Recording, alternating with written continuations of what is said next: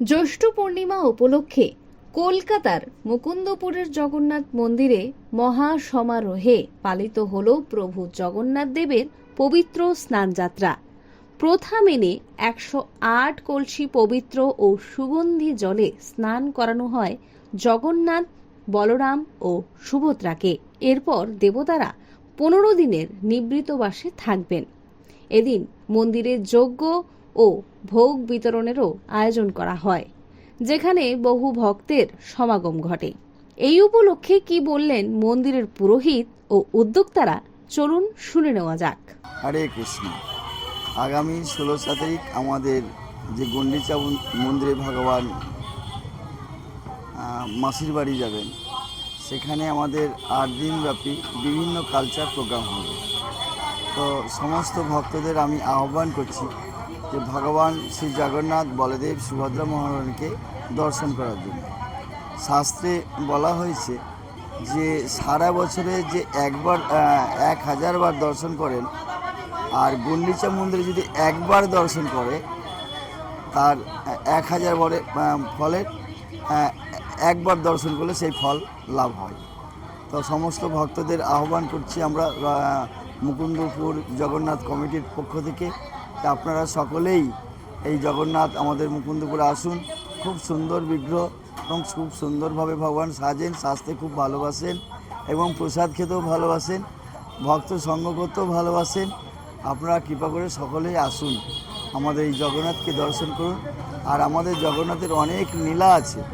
এখন আমাদের জগন্নাথ অনেক রকম লীলা দেখাচ্ছেন এবং আপনারা আসলে বুঝতে পারবেন। হরে কৃষ্ণ। 29শে জুন আজকে সকাল থেকে আমাদের মহাপ্রভু স্নানযাত্রা শুরু, সকাল 6টার থেকে শুরু হয়েছে। সারাদিন আমাদের আনন্দ ফুর্তি, নাচ গান কীর্তন নিয়ে আমরা খুব আনন্দ ফুর্তির মধ্যে দিয়ে আজকে প্রভুর স্নানযাত্রা অংশগ্রহণ করলাম। বিকেল 5টার সময় আমাদের স্নানযাত্রা শেষ হলো এবং তারপরে মহাপ্রভুকে প্রসাদ বিতরণ শুরু হয়েছে আমজনতার দিক থেকে, এখনও চলছে দেখতে পাচ্ছেন। আগামী 16 তারিখ থেকে 2রা আগস্ট অবধি আমাদের 18 দিন ব্যাপী এখানে রথের বিরাট মেলা চলবে।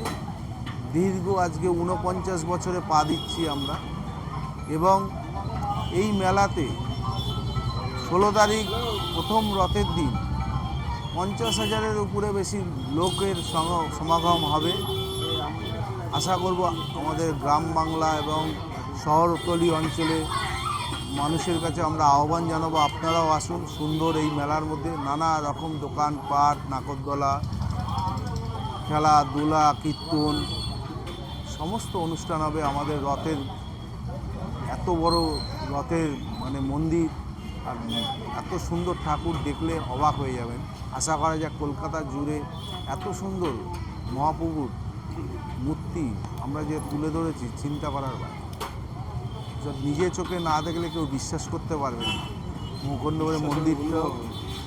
মুকুন্দপুরের মন্দিরটা দেখলে 2 জায়গায় মাসির বাড়ি আছে, আবার মন্দিরও আছে।